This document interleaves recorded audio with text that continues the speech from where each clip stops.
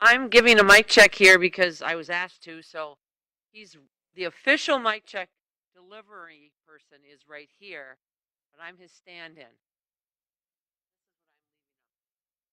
She took my job, so that was fun. You got me okay? Perfect, thank you.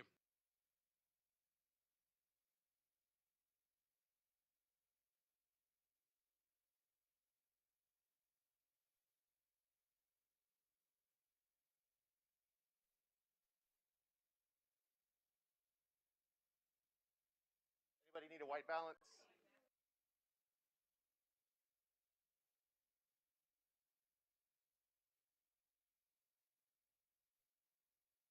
Good.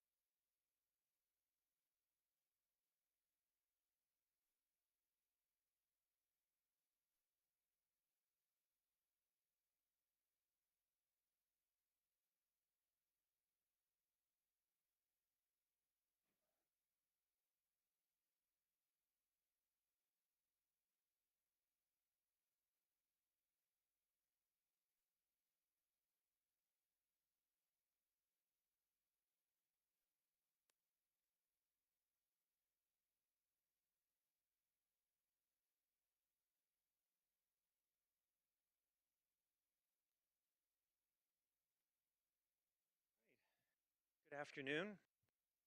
Good afternoon. Welcome, everybody. Thanks for being here on such short notice. My name is Dr. Mark Gorlick. I'm the president and CEO of Children's Minnesota, and I'm joined here today by our chief medical officer, Dr. Emily Chapman, Patsy Stinchfield,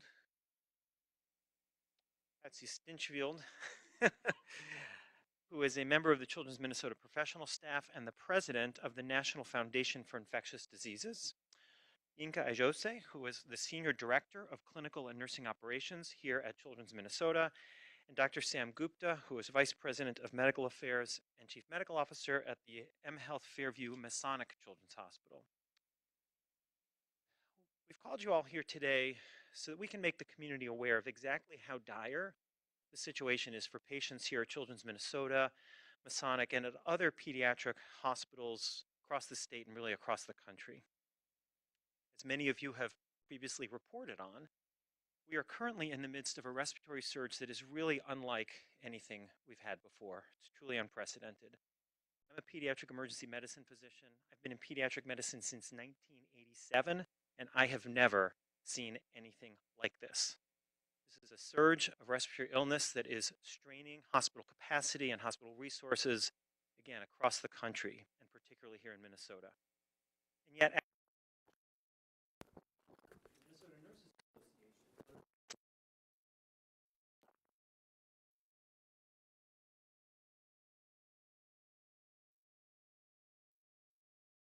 holidays, they're most vulnerable.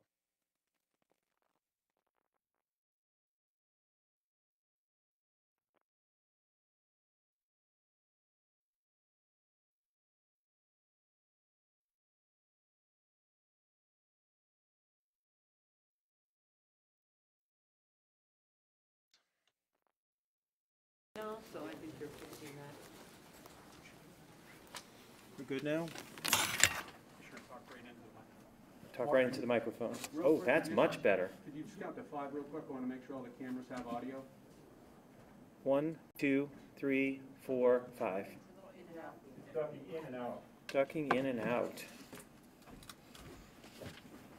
I'm going to get some help here.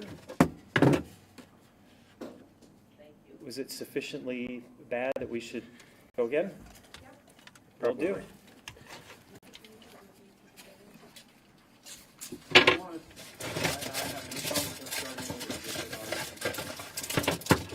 Yep.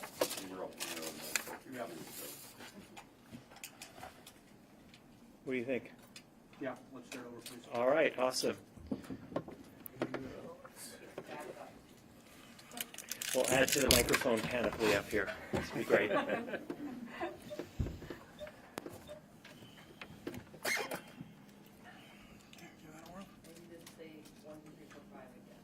One, two, three, 4, and 5. We good? I got a few thumbs up. All right. Take 2. Yeah.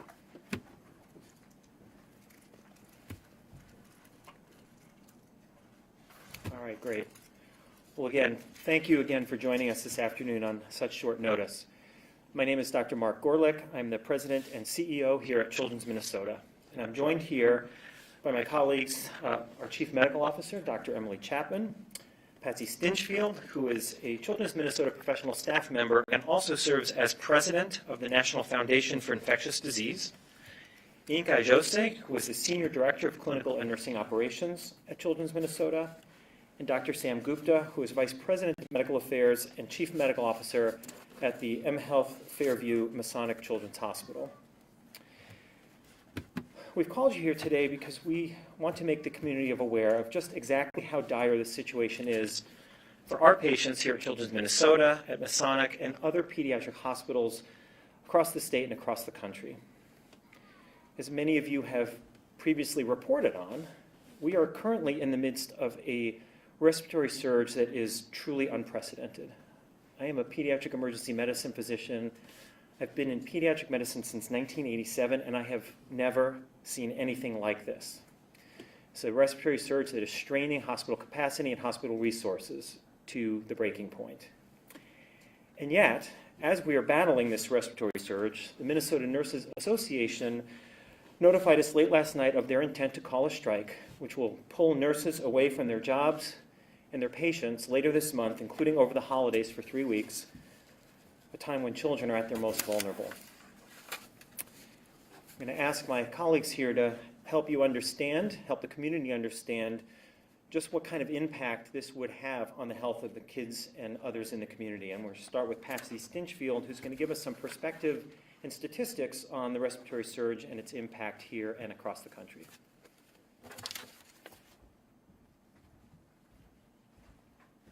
Thank you, Mark. I'm Patsy Stinchfield. I'm a pediatric nurse practitioner and have been taking care of sick children since 1978. In my 34 years as a professional staff member here at Children's, one of my main functions was to prepare, to get ready for flu, to get ready for RSV. We didn't know such a thing as COVID over all those decades, but we are now in a place of statistics that the epidemiologists here at Children's and within the state have never seen before. Unprecedented high record numbers of RSV earlier than ever, higher than ever, and now influenza is doing the same thing, earlier than we've ever seen before and higher than we've ever seen before. Right now in pediatrics, COVID is steady, but we are seeing some signs that that is potentially on the increase as well. Why do we care about this? We care about this because RSV is one of the leading causes of hospitalization and death in children under the age of 5. We know that in a normal year, about 58,000 children are hospitalized for RSV under 5 years, with over 500,000 emergency room visits. And adults too, we need to think about this in terms of bed capacity across the lifespan. There's good data in Minnesota that our bed capacity is already not where it needs to be. Those numbers I gave you are on a normal year. This is much, much higher than those usual years. We know that elderly can be impacted by RSV as well, with in a normal year, 177,000 hospitalizations for those 65 and over, and 14,000 deaths. That's RSV alone. Another 65,000 deaths in elderly individuals from influenza. We know now that COVID is taking the lives of older individuals who are not vaccinated. So why do we talk about older individuals here in a children's hospital? It's because we are one health system across our state that cares for our community. We have to care for the individual children who can infect the adults, who then turn and can infect back to the other age groups. We infect people who work in hospitals of all who care for people of all ages. So this is a lifespan issue, and it is one that is unprecedented. It's also not just those 3 viruses. We have a backdrop of enterovirus and other coronaviruses, metapneumovirus, not to mention people break their legs in ice storms and appendicitis and cancer, the usual things that our community wants to stand here and say, we are ready to take care of you. So we are already at a very, I think Mark used the word dire, and that is an appropriate term. We're at a dire situation in terms of being able to care for those who need it, both individual young infants all the way through elderly. I give you these statistics as the president of the National Foundation for Infectious Disease. We have a call to action on the importance of understanding the implications of RSV. And I also give it to you as a grandma and a mom and a longtime St. Paulite who's very, very concerned about our community. I'm a nurse, I'm a parent, I'm a grandparent, and all of us want one thing. We want our children, our family members to be safe. And how do you do that? We can be safe by getting vaccinated. Has everyone in our family had their influenza vaccine? Has everyone eligible had their COVID boosters? Is everyone staying home when they're sick? is everyone ready to go to work and able to work to meet the demands? So our readiness really started in the fall when we were working on our vaccinations. The other thing about RSV, while there is you'll see in the data that it's dropped down a little bit, these viruses all will do their own thing, and they seem to be adjusting to what COVID did, which was tip the viral world on its axis. We saw RSV early in the summer, and now we're seeing it early in the fall. It seems like it's trying to get back to its usual seasonal emergence, which tends to be more in the winter. But those viruses are emerging, and we have an opportunity here to vaccinate ourselves, our family members, and knowing that RSV is one of the most contagious viruses, much by your hands. So I can't leave that list without saying that hand washing is critical. RSV can live on surfaces for days, smooth surfaces at the gym. You're using that equipment, you touch it, someone had coughed on it with RSV, you touch your eye, you're going to get RSV from that. It can pass in families very, very quickly. It just went through our family. And the 66-year-old in our home, my husband, had it the worst. He coughed for 4 weeks compared to the 18-month-old who was the one who shared it without covering his cough. So we have to think about this across the lifespan. We have to look at bed capacity across all Minnesota hospitals. We have to look at our community, and we have to know that we share the concern for safety. We all share that. That's the common denominator, and that should be the question that we all ask ourselves. What can we do? What do we need to do? And I do have significant concerns if we don't have all the nurses that we need to take care of all the patients that we have. I have significant concerns that we won't be safe and that we won't be ready. Thank you.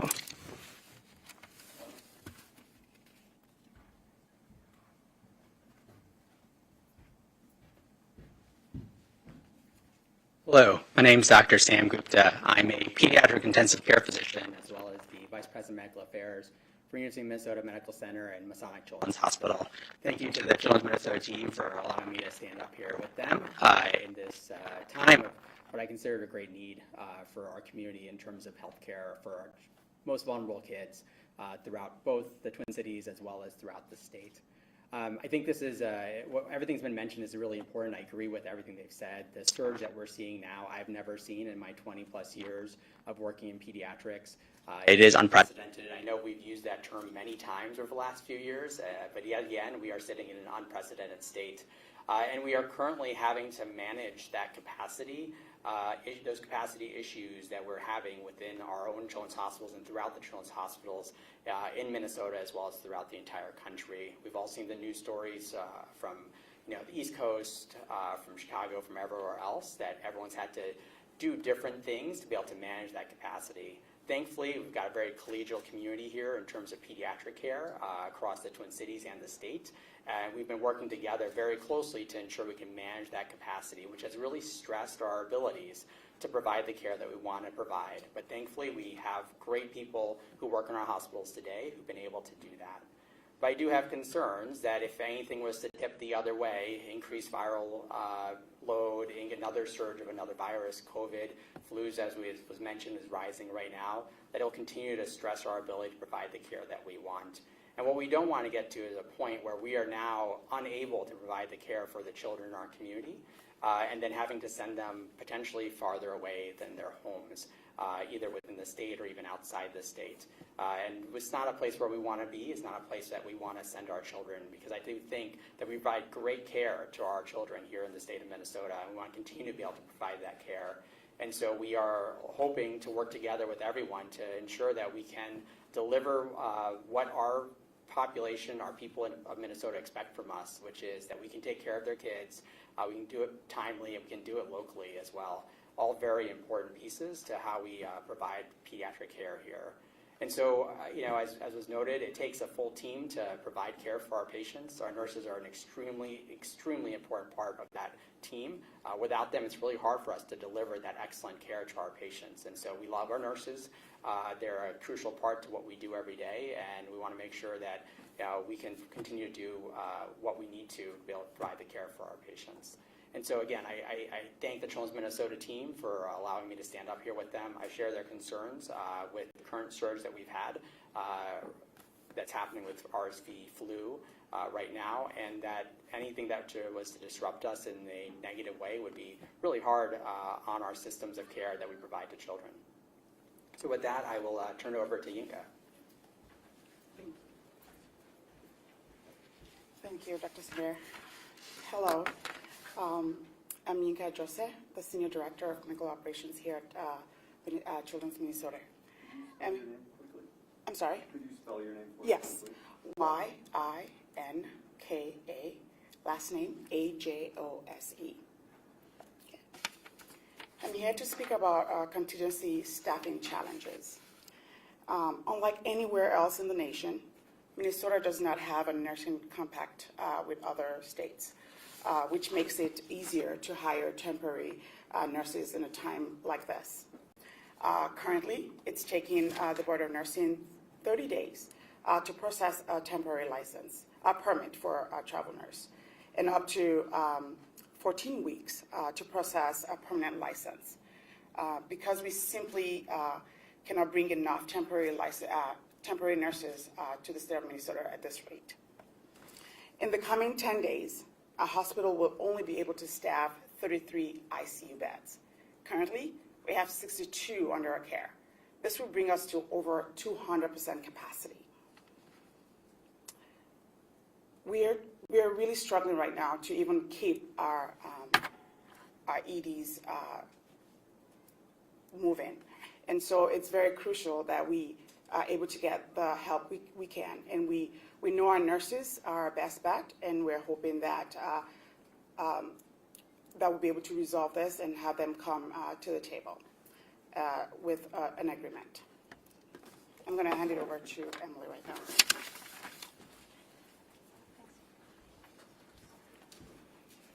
Thank you, Yinka. I'm Emily Chapman. I'm Senior Vice President of Medical Affairs and the Chief Medical Officer here at Children's Minnesota. And you've heard the concern here. Safety is and will continue to be our #1 priority. And as Yinka mentioned, our first concern really is our intensive care units, which at this point, with our hospital fully staffed, are overflowing. And these are with young kids who are needing critical care. The reality is that in a setting of a work stoppage, the critically ill children in particular will need to be transferred to other hospitals outside of Minnesota to neighboring states.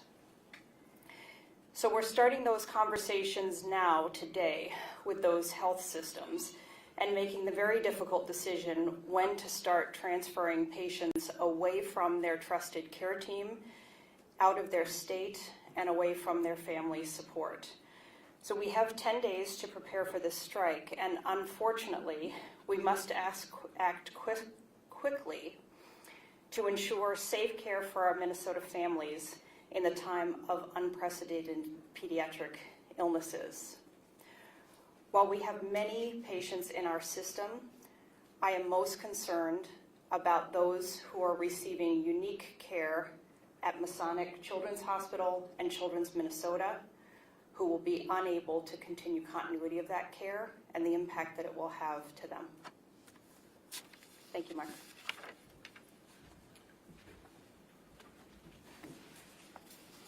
Thank you, everybody, for helping to paint the picture of just what the situation is that we're dealing with here. Again, unprecedented surge of respiratory illness straining the system.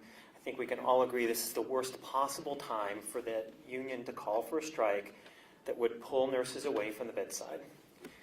If this work stoppage materializes, it's going to put kids in danger, and that's why we're putting out the alarm.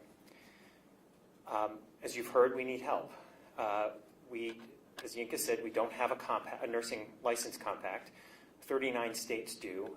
This is a compact that's been actually opposed by the nurses union, although it would be a tool that would help us recruit nurses to Minnesota, which is what we've been trying to do together for a long time.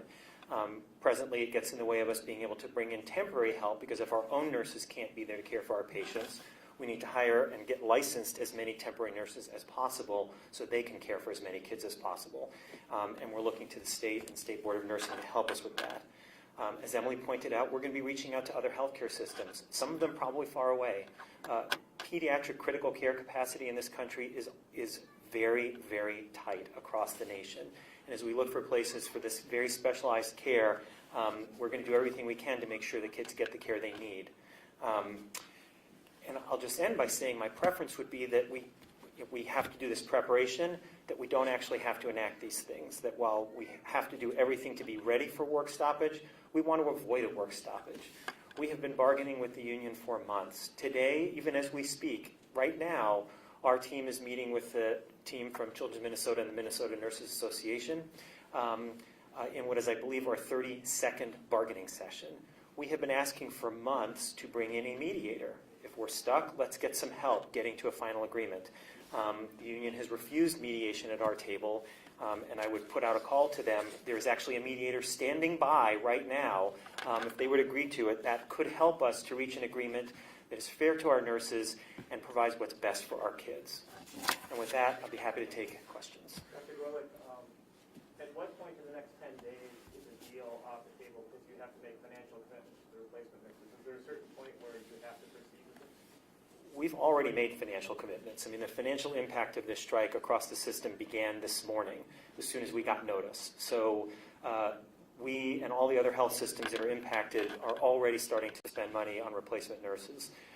That said, that's a sunk cost. We wish we didn't have to do it. We'd rather spend that money on health care for kids here in Minnesota as opposed to sending it to out-of-state staffing agencies.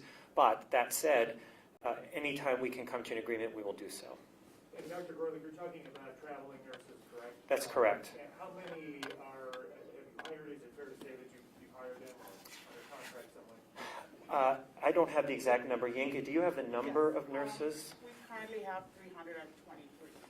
You can say that again. 323 nurses that we have been told we will get. Now, some of those may not materialize because of the licensing issues and so on, but that's the contingent that we're hoping to get to help out with the staffing. Compared to how many that would be out? For our hospital, how many are going to be out, Yinka? It's 1,000?